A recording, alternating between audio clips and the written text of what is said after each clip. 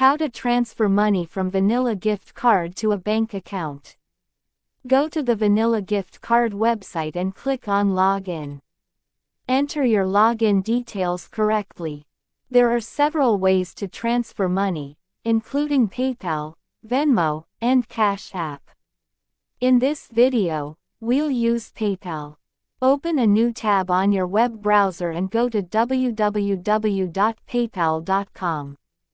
Click on Sign In and enter your PayPal login details.